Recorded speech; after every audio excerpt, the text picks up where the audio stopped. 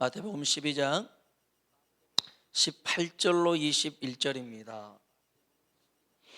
마태복음 12장 18절로 21절에 있는 말씀을 우리 함께 합독해서 읽겠습니다. 18절부터 21절입니다. 읽어볼까요?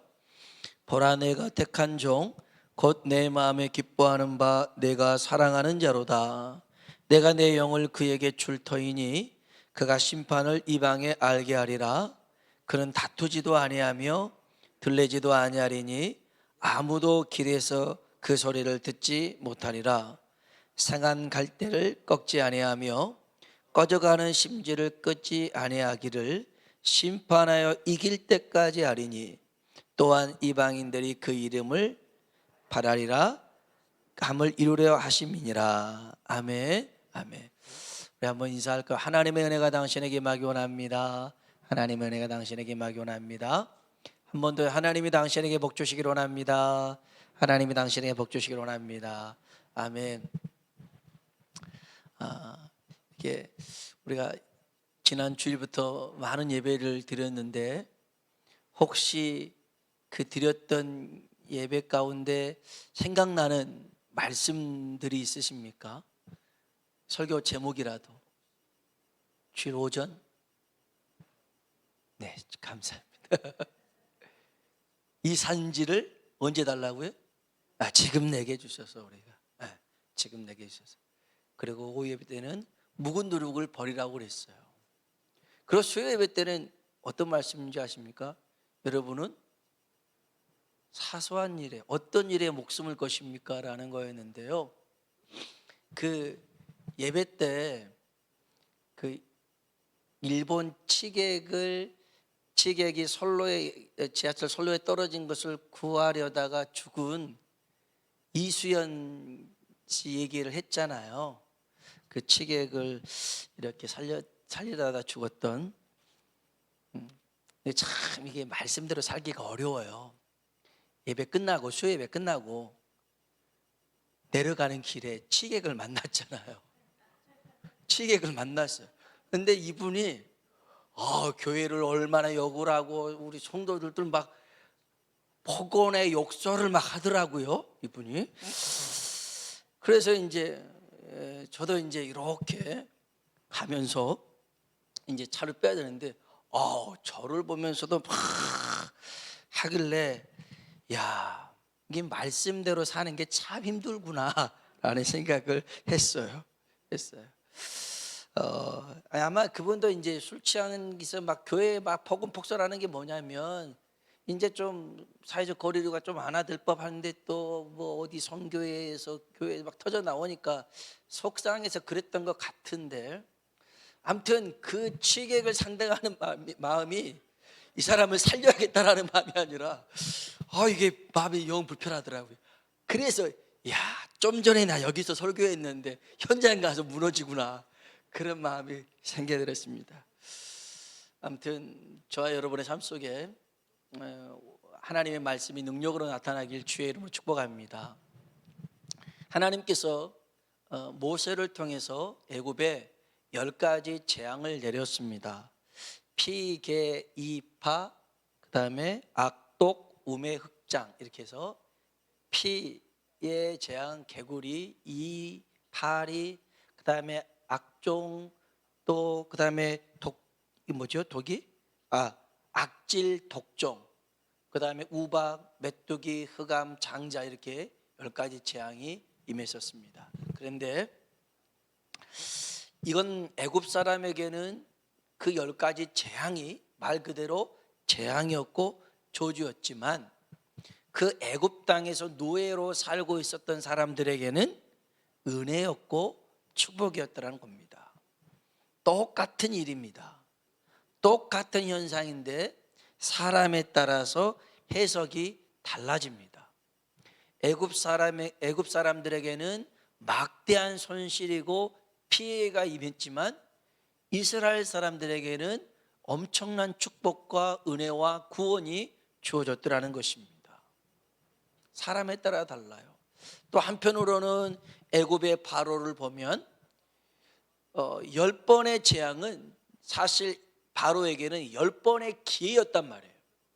하나님 말씀에 순종할 수 있는 10번의 기회를 발로 차버렸기 때문에 그에게 그런 어려움을 겪게 됐다라는 것 우리가 기억하고요. 사실 이 코로나의 상황들이 우리를 많이 힘들게 만들고 지치게 만들고 피곤하게 만들잖아요.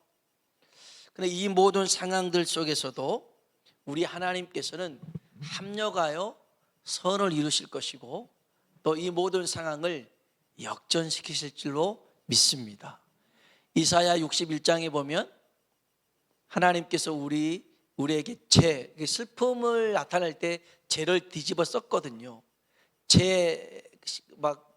타고나무 이 죄를 뒤집어 썼는데 죄 대신 화관, 꽃, 면류관을 씌워주신다고 약속하셨고요.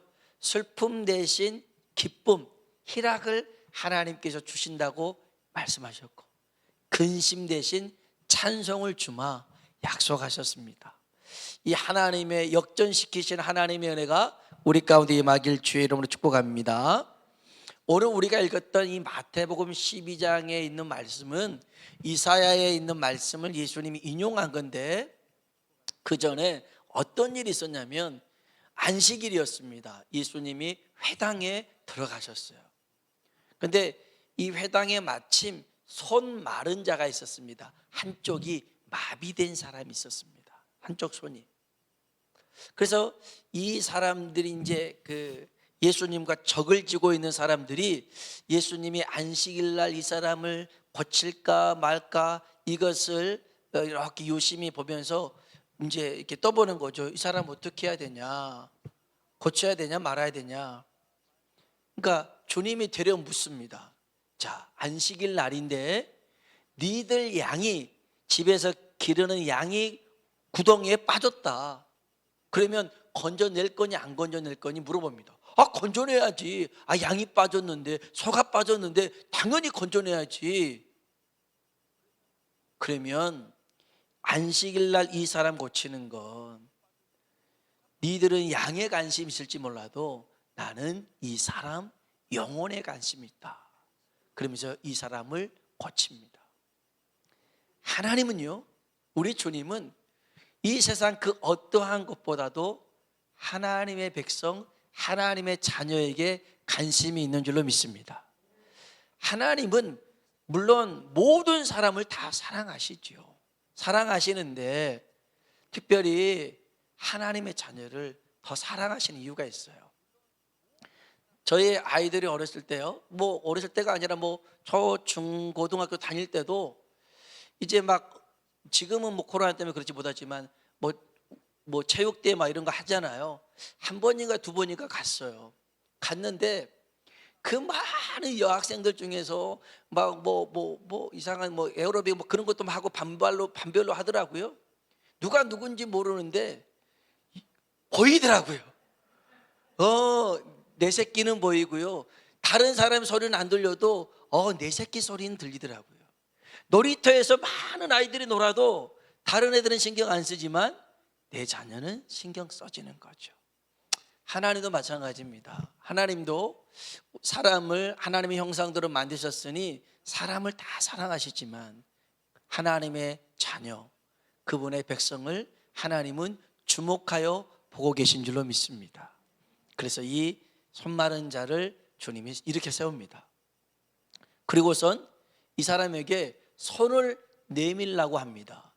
근데 손이 이게 한 손은 마비됐고 한 손은 이제 움직일 수 있는데 손 내밀라고 하니 멀쩡한 손을 내민 게 아니라 마비된 손을 내밀라는 것입니다. 이게 마비됐는데 어떻게 내밀어요?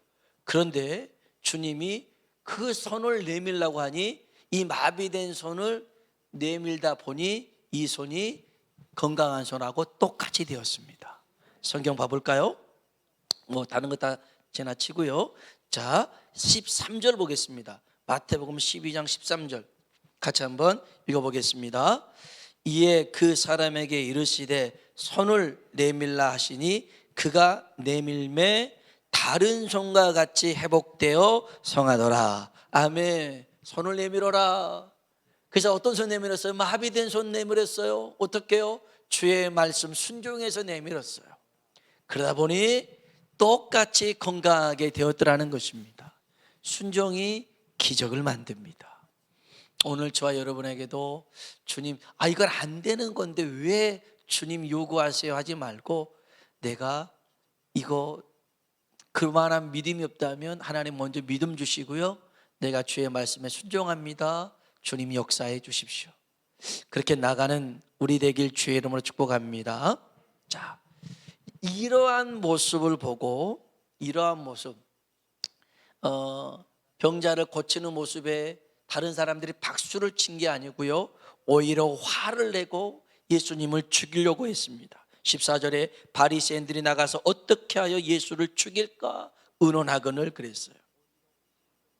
사람을 고치고 치료했는데도 그들 생각에 안식일날 율법을 어겨가면서 했던 이 일이 못마땅해서 예수님을 죽이려고 그랬습니다. 그럴 때 예수님이 구약성경 이사야 42장을 인용해서 선포하신 거였는데, 그건 이렇습니다. 18절에 보면 보라, 내가 택한 종, 내 마음에 기뻐하는 바 내가 사랑하는 자로다. 이분이 누구냐면 예수님입니다. 내가 택한 종이 예수 그리스도고, 내 마음에 기뻐하는 자가 예수 그리스도고, 내가 사랑하는 자가 예수 그리스도라는 것입니다. 그리고 난 다음에 보세요. 내가 내 영을 그에게 줄 터이니, 성령을 통하여 18절 후반절에 보면 그가 심판을 이방에 알게 하리라 그랬습니다. 심판을 이방에 알게 하리라.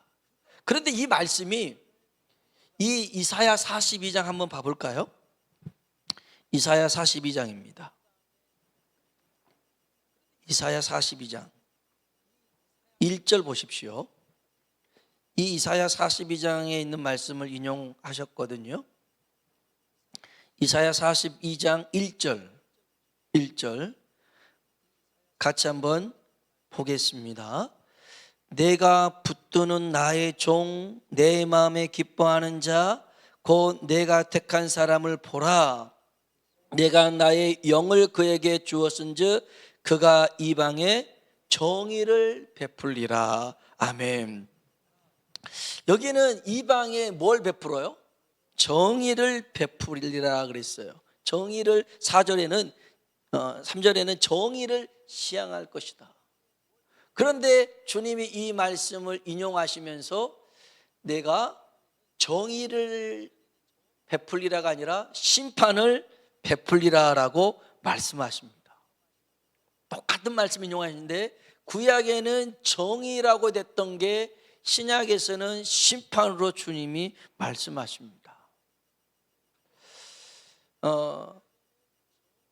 예수님의 이러한 행동이, 병자를 고치고 하는 이런 행동이, 이런 사랑이 어떤 사람에게는 정의가 되고 어떤 사람에게는 심판이 될 수 있더라는 것입니다. 주님이 하신 이 행동이, 특별히 어떤 행동이 있었냐면, 다시 한번 성경 여기 스크린에 띄워주시겠습니까? 마태복음 12장 19절입니다. 예수님께서 어떤 행동을 보이셨냐면 19절 한번 읽어보겠습니다. 그는 다투지도 아니하며 들레지도 아니하리니 아무도 길에서 그 소리를 듣지 못하리라. 아멘. 아멘. 예수님께서 그 사랑을 베푸시는 모습이 어떤 모습이었냐면, 주님은 다투지도 않고 소리치지도 않으셨더라는 거예요. 욕을 받으시되 욕하지 않고, 조롱을 당하시되 조롱하지 않았더라는 것입니다. 이게 주님 모습이었어요. 아까 얘기했잖아요. 제가 그 지객을 이렇게 잠깐 상대하는데 막 욕을 하면서 제 눈을 막 찌르려고 그러더라고요. 그분 마스크도 안 썼어요. 마스크 쓰세요 그랬더니 와. 그래서 제가 그때 뭐라 한 줄 아세요? 옆에 전사님들끼리 동영상 찍어, 동영상 그랬어요. 동영상. 이럴 때는 동영상이 최고야. 동영상 찍어서 근거를 남기자. 그때 좀 아유 선생님 왜 그랬어요? 아유 지금 우리가 저 코로나 시대 이렇게 가야 되는데 동영상 찍어 동영상 이거 자료로 남겨야 된다고. 아 참 제가 그런 거 보면 좀 못된 것 같아요. 근데 주님이 십자가에서 못 박히실 때도 그 같이 못 박혔던 두 강도는 그 고통이 얼마나 심했는지 막 욕을 합니다. 저주를 쏘아붙입니다. 심지어는 처음 본 예수님을 향해서 막 저주하고 욕하기도 했습니다. 똑같은 제수 입장이지만 그렇게 욕을 했습니다. 그런데 예수님은요, 그 십자가에서 못 박히시고 그 고통을 당하시는 동안 누구를 욕하거나 누구를 저주하지 않았습니다. 오히려 못 박는 그들을 위해서 아버지 저들의 죄를 사하여 주옵소서. 저들이 하는 일을 알지 못함이니이다. 이러한 모습을 보면 여러분 어떤 생각이 듭니까? 야, 정말 주님 대단하시구나. 거기에 감명받았던 사람이 한 사람 있습니다. 백부장입니다. 그 사형 집행을 했던 이 백부장은 예수님의 그러한 모습을 통해서 예수님이 돌아가셨을 때 그는 실로 하나님의 아들이었다라고 고백을 합니다. 아무튼 주님은요 다투지도 않았고 소리치지도 않았고요. 그 다음에 20절에 보면 20절 한번 볼까요? 상한 갈대를 꺾지 아니하며 꺼져가는 심지를 끄지 아니하기를 심판하여 이길 때까지 하리니. 아멘. 주님은 상한 갈대를 꺾지 않으셨더라는 거예요. 갈대 아십니까? 가끔 이제 요즘은 갈대 보기도 힘들 뿐만 아니라 또 이게 그걸로 쓸만한 거 없지만 이게 또 꽂고자 할 때 좀 쓰지만 그닥 시골에 있다 보니까요 볼품 없는 게 갈대입니다. 그 볼품 없는 갈대인데 갈대가 꺾였어요. 상했어요. 이제 금방이라도 부러질 판이에요. 그런데 주님은 그런 상한 갈대라도 꺾지 않으신다는 거예요. 불이 있는데요. 지금 이런 불 말고 이제 우리 권사님 장로님 알겠지만 그 호롱불 있잖아요. 간당간당 막 이렇게 석유 나가지고 했던 그런 불이 꺼질 듯 하는데도 끄지 않게끔 막 이렇게 지켜보여 주시는 손길이 주님의 손길이라는 것입니다. 쓸모없고 또 귀찮아 보이고 신경 쓰기 싫은 사람들까지 주님은 다 보듬어 안으셨습니다. 보듬어 안으셨어요. 이런 주님의 사랑의 모습을 보면서 어떤 이에게는 은혜로 축복으로 다가오는데 또 어떤 이에게는 그 모습이 오히려 저주와 재앙으로 다가오더라는 거예요. 예전에 제가 한 30년 전쯤만 해도 이렇게 이제 찬양 악보집이 별로 없었어요. 그래서 컴퓨터도 없었고 그래서 손수 이렇게 악보를 그려서 이렇게 발간했던 그 악보집이 있어요. 낮엔 해처럼 밤엔 달처럼이라는 게 있어요. 최용덕 씨가 만들었던 건데 이분 얘기입니다. 이분이 굉장히 어렵고 힘들게 살았어요. 먹을 게 또 없었어요. 근데 어느 날 누나랑 같이 있는데 책인가요? 책 속에 이제 넘기다 보니까 거기 돈이 조금 있는 거예요. 몇천 원 좀 있는 거예요. 그래서 누나한테 물어봤어요. 이게 뭐냐고. 아, 이거 하나님께 드릴 11조야. 화딱지 난 거예요. 아니 지금 쌀도 없고 라면도 없어서 먹지도 못하는데 무슨 하나님께 드릴 11조냐고 막 누나하고 막 쏘아붙이고 싸우고 난리를 쳤더라는 거예요. 이해할 수가 없죠. 그런데 그 누나에게는 그것이 자기에게 생명이었고 축복처럼 여겨졌던 일이었어요. 똑같은 일인데 물론 그대로 이제 이분이 하나님을 만나고 변화되는 그런 사건들이 있었는데요. 자, 주님도 마찬가지예요. 여러분, 사실 지금 코로나로 인해서 물론 교회가 잘못한 부분도 있고 또 우리들이 잘못한 부분도 있죠. 근데 예수님이 뭘 잘못했습니까? 예수님이 잘못한 건 없잖아요. 그런데 사람들은 예수님을 욕을 합니다. 우리를 위해서 죽으시고 우리를 끝까지 사랑하신 것밖에 없는데 예수쟁이라고 욕을 합니다. 이해할 수가 없죠. 예수님의 이러한 행동들을 통해서, 물론 거기에 우리의 이제 그런 욕심들이 있다면 우리가 이번 기회를 통해서 비우고 새로워져야겠지만, 하여간 예수님이 이 손 마른 자를 고친 것을 통해서 어떤 사람들은 예수님의 적이 되고 어떤 사람들은 예수님의 친구가 되더라는 겁니다. 똑같은 일을 했는데 적으로 다가가는 사람이 있고 친구로 다가가는 사람들이 있더라는 거예요. 그 차이가 있어요. 그게 뭐냐면 삶의 주도권, 삶의 주인이 누구냐는 것입니다. 삶의 주도권이 누구에게 있느냐? 내게 있다고 생각하는 사람들이 있어요. 이건 내 인생이다. 그게 아까 얘기했지만 애굽의 바로였어요. 하나님이 이스라엘 백성들 내놔, 여기 애굽에서 나가게끔 해라. 여호와가 누군데 그러냐? 그럴 수 없다. 인생의 주도권은 내게 있어. 애굽의 바로였습니다. 10번이나 맞고 나서야 하나님께 있습니다라고 손드는 거예요. 어리석잖아요. 바리새인이 그랬습니다. 서기관 대제사장이 그랬습니다. 이미 그들은 많은 부분에서 그들이 어떤 종교적인 부분뿐만 아니라 그런 유대 공동체 안에서도 많은 기득권들을 쥐고 있었습니다. 그런데 예수로 말미암아 이 주도권들을 하나 둘씩 놓다 보니 큰일 났거든요. 다 잃게 생겼거든요. 전에는 내가 주인이었는데 예수로 말미암아 이 주인 노릇 못하게 되니 예수님과 적이 돼버리더라는 겁니다. 적이 돼요. 애굽의 바로가 그랬고 바리새인들이 그랬고 대제사장이 적이 되었어요. 그런데 삶의 주도권이 내게 있지 않고 하나님께 있다라고 생각한 사람들이 있었어요. 그게 바로 모세예요. 모세입니다.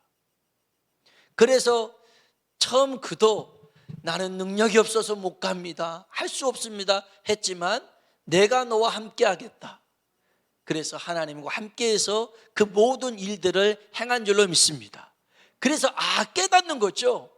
그렇구나, 내 삶의 모든 주도권은 내게 있는 것이 아니라 하나님께 있습니다. 고백하는 거. 신약에 와서는 바리새인과 대조되는 사람이 있죠. 세리입니다. 세리. 이 세리들도 물론 삶의 모습은 좋지 않았습니다마는 그래도 이 세리들은 자기가 잘못된 것을 알았어요. 자기가 죄인임을 알았어요. 예수님은 의인을 부르러 온 것이 아니라 죄인을 부르러 오신 줄로 믿습니다. 바리새인들은 스스로 의롭다 여겼어요. 그러나 세리들은 가슴을 치면서 나는 죄인입니다라고 얘기했어요. 그러니까 저 구약에서는 모세를 두고 출애굽기 33장 11절에 모세는 친구와 같이 하나님과 대면했다라고 그랬어요. 모세는 하나님의 친구였어요. 그러면 신약에서 세리들은요, 그때 예수님의 별명이 뭔지 아세요? 죄인들의 친구였어요. 친구였어요. 이렇게 내 삶의 주도권이 하나님께 있습니다, 나는 내 인생 하나님에 의해서 결정됩니다라고 고백하는 사람들 주님의 친구가 됩니다. 그러나 내 인생은 내 마음대로 할 거야, 여전히 자기 걸 쥐고 있는 걸 놓지 않고 끝까지 고집 부리는 사람들은요 주님의 적이 될 수밖에 없습니다. 오늘 저와 여러분이 주님의 그 사랑 앞에, 사랑의 모습 앞에 우리 자신을 내려놓고 주의 인도하심 속에 나아가길 주의 이름으로 축복합니다. 그래서 주님의 친구가 됩시다. 그러면 주님이 우리를 사랑하시되 끝까지 놓지 않고 우리를 붙드실 줄로 믿습니다. 아멘. 우리 같이 한번 찬양을